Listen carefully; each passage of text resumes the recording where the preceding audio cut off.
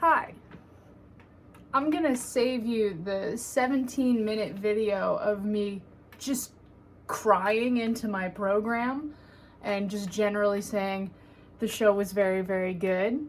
Because it is not particularly articulate. It is very full of passion, it is very full of love, but it does not say much. So hello. It has been 2 days since I saw Frankenstein Revived, and I've been sitting on it and thinking on it and really reflecting on it, because it was a stunning piece of work. It was genuinely a wonderful thing to see. For several of the people I was with, it was their favorite show of the weekend, me included, but I'm sort of a given. Of course it was my favorite show. But just as a piece of art, it was stunning to see. But they did such a very good job of telling the story, which is impressive without, any words. Which is fascinating because Frankenstein is a book. It is words. It's purely words. But this show did such a good job at conveying things the whole way through. I think my favorite aspect of it is Mary Shelley herself. Mary Shelley herself she is the first thing you see and she is the last thing you see. And she's almost always present on stage while the story is unfolding. And that was really, really, really cool to see. I thought it was really clever. I thought it was done really well. Because it draws in that idea of creation. Because the creator's right over there. And, there were moments where, she was, breathing with Victor or the monster. And what was really cool was she was with both of them. It wasn't she is the creator. She's not picking sides. She is giving voice to both of these people. And there were definitely some moments where, when Victor, rejects the creature, they added this little scene where the creature finds Victor. And Victor, blatantly rejects the monster. And Mary Shelley does look very, pissed in that moment at Victor. I'm just how could you do that?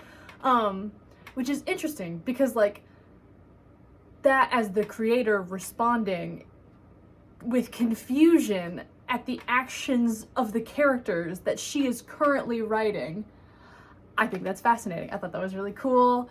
I did this in the original video too, where I knew nobody's names. Laura Conlon, stunning, incredible performer. She played Mary Shelley. She was just so wonderful to watch. I loved it. Victor and the Monster, also stunning performances. For the monster, I think it's hard to portray the monster in a way that doesn't feel reductive. Because there's so many quick shorthand ways of performing it that it's just oh, I am now a shambly creature man. But I should just hold on to this. The creature, Devin Michael Brown, stunning. The way his movements sort of developed throughout the whole piece, the way the way he grew and the way that his physicality delivered all of these aspects was just wonderful, and I love that. That's got to be a really difficult role to do, and it was done beautifully, marvelously, incredibly. Victor, also a stunning performance. I love my terrible science son, and again, I should just hold on to this. If I am reading this correctly, and I believe I am, Trevor Patt.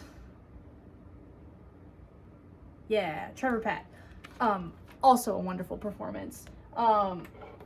Really dynamic. In a way that I did not anticipate to see with Victor, because typically in a lot of performances of Victor, you get this very like, I am a straight-laced, straightforward gentleman who's going to absolutely go who's just absolutely gonna go nuts later. But like our first glimpse of Victor is actually very loving and very social, and it's very goofy. People very rarely do Victor goofy, not intentionally goofy, because some performances of Victor, so straight-laced and crazy, tend to circle around to becoming goofy. But this started with like, he's just a guy, and look at him, he loves his family, and he's having fun, and he's going off to school. And I thought that was really cool. It's very humanizing to Victor, because some of these like very straight-laced professional performances, they make Victor sort of this like pretentious above all else kind of performances. But the thing about Victor is that like he is just a person. He's a very smart person who figures something out, and you know, that's one sort of thing drags him down his path, but he is also just a guy who is trying to do something and it doesn't quite work out. And so it was a very beautifully human portrayal of Victor that I really, really loved. I mean, obviously he's a bit of a terrible person later down the line when he fully rejects his creature, but like that's not why Victor is well, okay, I don't know what that means. It was a really good performance. Very humanizing for Victor in a way that I don't see in a lot of portrayals. Let's see, so I talked about Mary Shelley, I talked about the monster, I talked about Victor, Henry Clerval, my love, my angel, performed by Jason Sermonia. Henry was the heart of the show, which I was not anticipating, because usually in portrayals it's Elizabeth who's the heart of it. And Elizabeth was there, and she also did a wonderful job. Her name being... Oh, no. Wait a minute. Am I reading this right?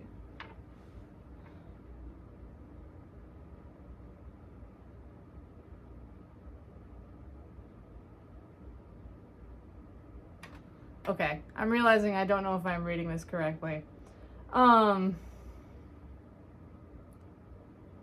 So I'll do my best with this. Oh, Kayla Musselman? Is an elements to, yeah, see, okay. So I don't know who anybody was. I should have looked at this beforehand.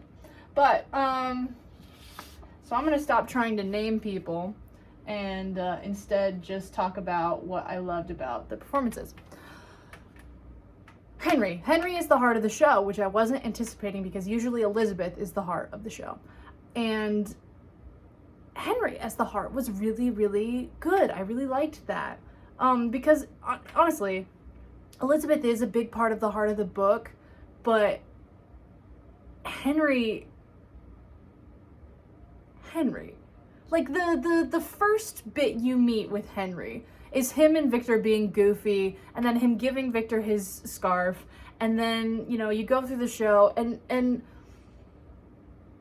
the first sort of moment you have with Victor where he's like riddled with guilt is shown by him not wanting to talk to Henry. And I thought that was really powerful. I thought that was really good.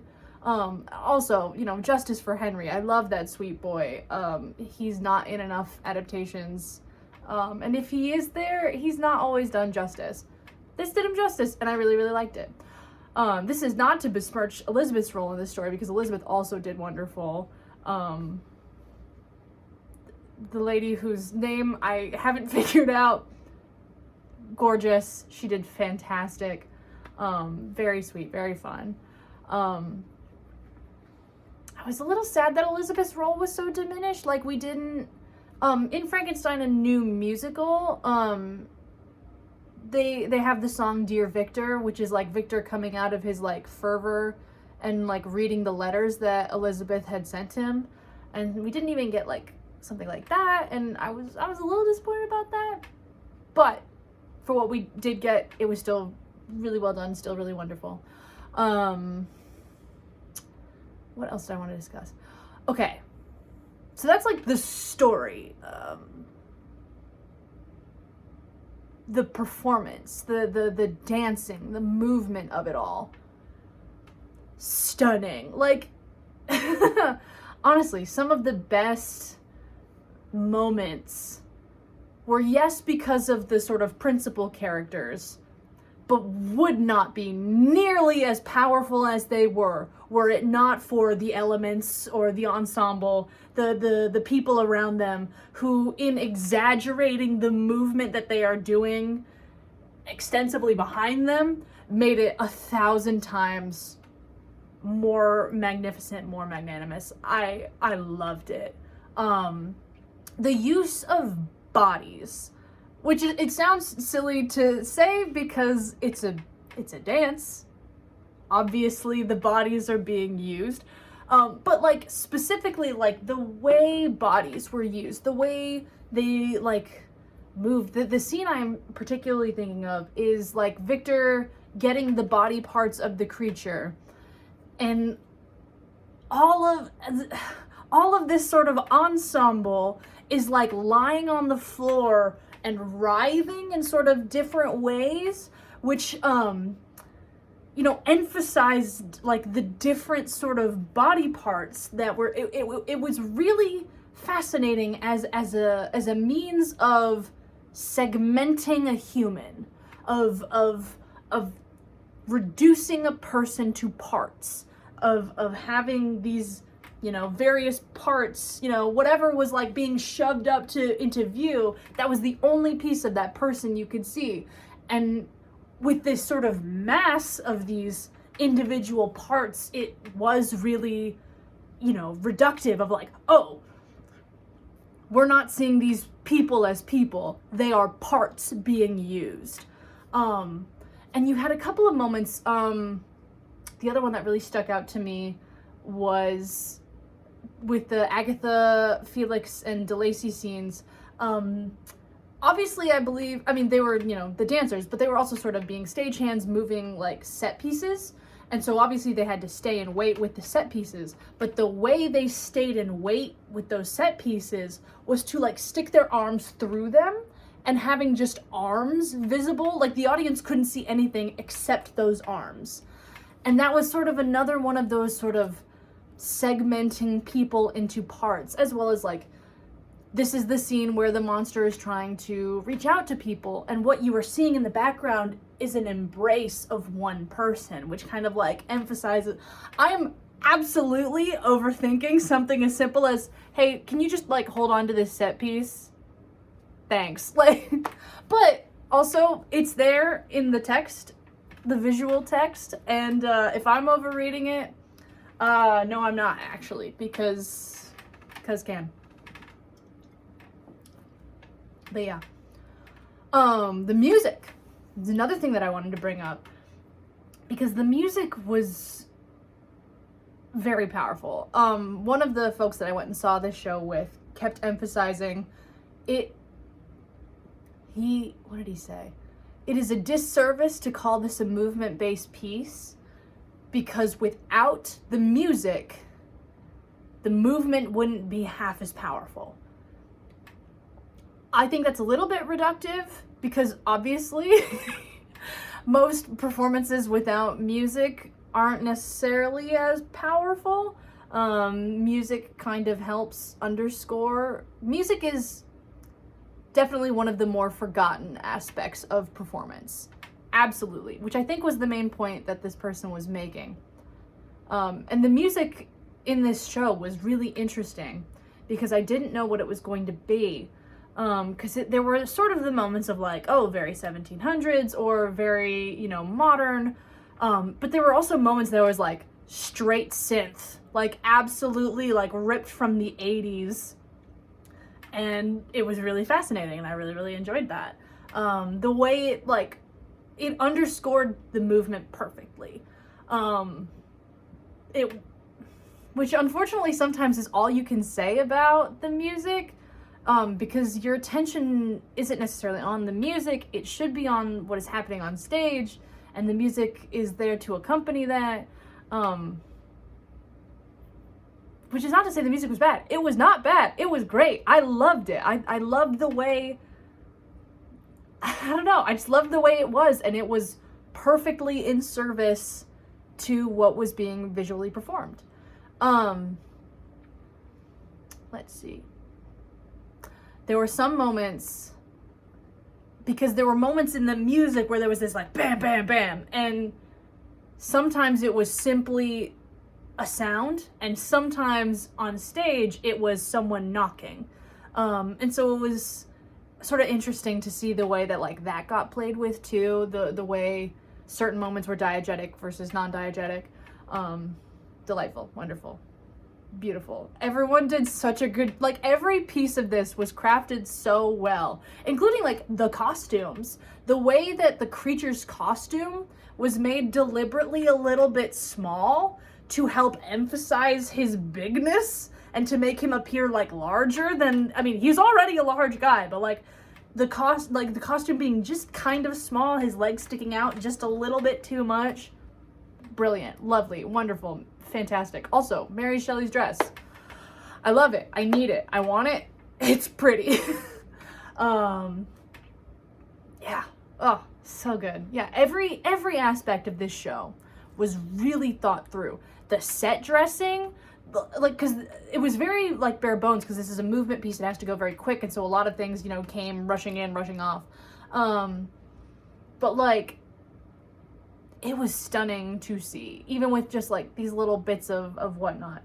The big white circle in the background at all times was at first daunting, but I loved it. I loved the way it changed and the way it was used to emphasize certain things in the different scenes.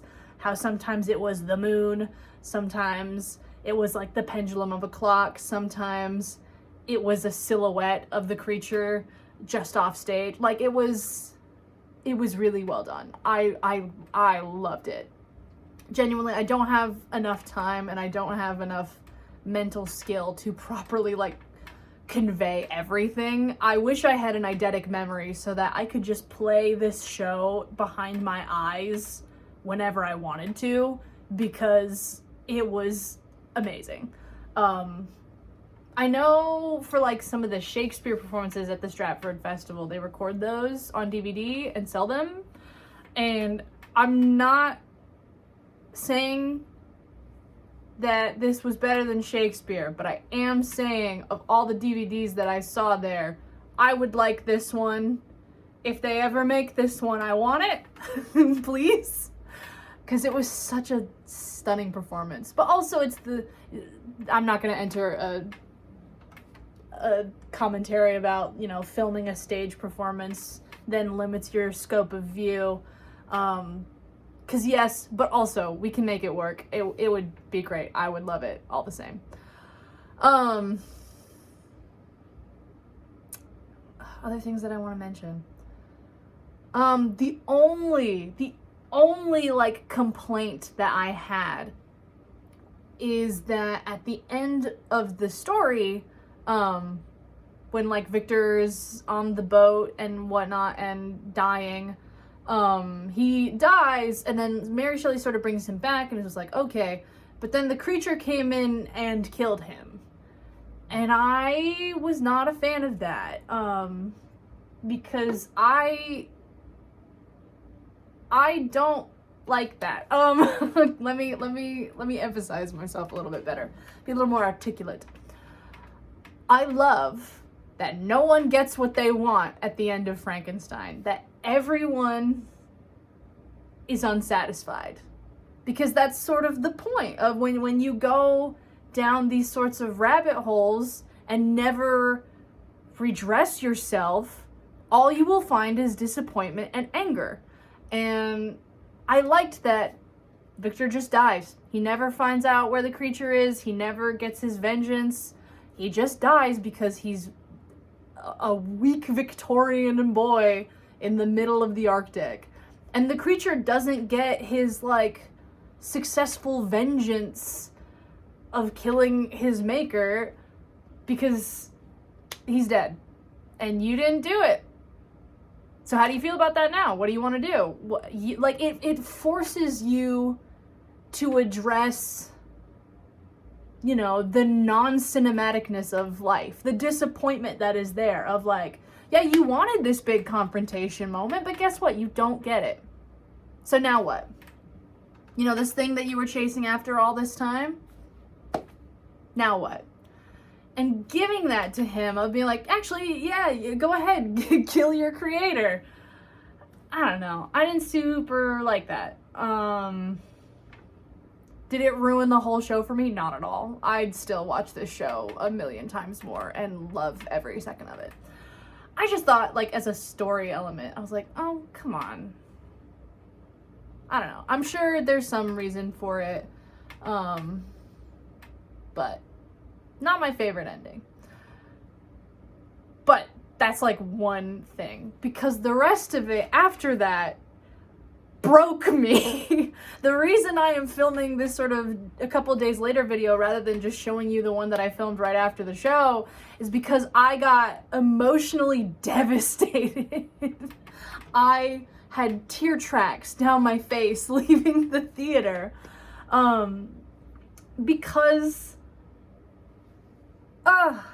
Because, and we're gonna not cry this time. We're gonna calm and collectively give a simple analysis. So, something to mention. The show opens with Mary Shelley sort of in the air in front of this big full moon, which is a reference to in the 1823 edition where Mary Shelley first gets credited as the author of Frankenstein. She wrote an introduction being like, here's how I came up with this idea. And she tells this story about how she had a nightmare of this, you know, giant man. And so it was really cool to be like, oh, okay, so that's a direct reference to the inspiration of the story. This is the first thing that we see. And then as the story like unfolds, so we get the inspiration and then Mary begins to write Frankenstein.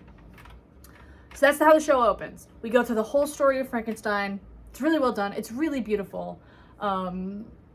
Everything was gut-wrenching and wonderfully played in its deliciously complicated nature. I loved it.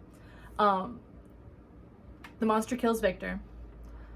And then the monster takes Victor, builds the funeral pyre, throws Victor into it, and then he himself goes to throw himself into the pyre. And for a brief moment, Mary Shelley like puts her arm out and won't let him. And I feel like there's a couple of ways you could read that. Because it could be her being like, wait, no, don't. The way I sort of choose to read it is her as the creator knowing that this is the end, that she wants this time to say goodbye to this creature that she has created, that as an author she has imbued with, I'm sure, her own struggles and frustrations, because when we create, it is also a reflection of ourselves. Oh, God. So she has this moment with him where she spends this one little moment just hugging him and holding him, and he is held by her and he holds her in return. And it's this beautiful, wholesome moment of creator and creation, of desperately loving that which has been desperately unloved. Oh, and it was really, really good. And then he, of course, throws himself into the funeral pyre. And then Mary Shelley takes the book that she's been writing and she closes it. And that's the end of the show. And so that definitely got me. I was already like sniffling and starting to cry. Sort of like this. Doing that. But then, then everyone does their bows. Everyone does their bows, and it's wonderful. It's very lovely. The crowd was going nuts. I was shrieking from the balcony. And then everyone leaves the stage other than Victor, Mary Shelley, and the creature. And they all took their bows together, and everyone, again, wow, losing their minds, because this was so wonderful and so incredible to see. And this is the part that broke me, which is silly, right? Because this isn't even the show. This part was purely the actors being friends with each other, or at least, you know, sort of congratulating themselves after the show. So Victor, Mary Shelley, and the creature take their bows, and then they turn to walk off stage. And they all walked off stage arm in arm together. I had myself under control. And that was the moment that broke me. That was the moment that really kicked me in the guts. Because it was such a simple thing. This is sort of the summary of the whole show. It was such a simple thing that had so many layers to it.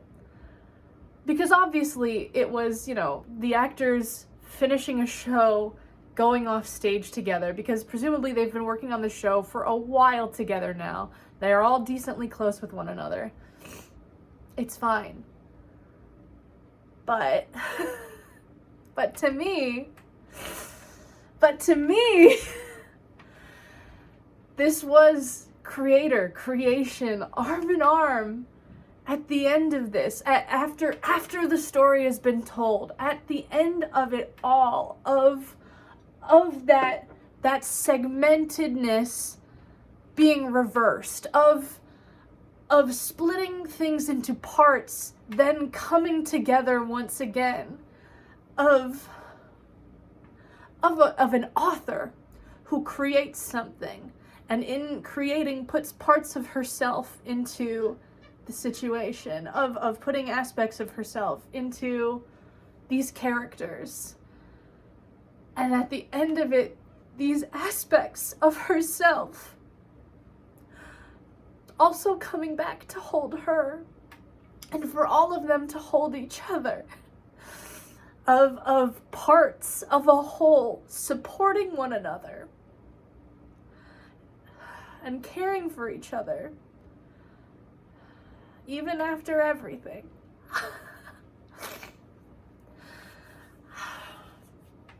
This show was so wonderful, and it did such a good job of carrying the heart of Frankenstein, of taking all of these questions that, you know, the original novel gives us, of what does it mean to be a person? What do we owe each other as a community? What do you do when you've gone too far? How do you fix the mistakes that you make? Can they be fixed? It delivers all of that. It gives you the beautiful, complicated mess. And it delivers, you know, all that anger and frustration along with love and the desire to be loved, and expresses it in such a beautiful, profound way without saying a single word. This video is now a half hour. I'm so sorry. But it was stunning. It was so good and so beautifully performed and so magnificent in all of its aspects.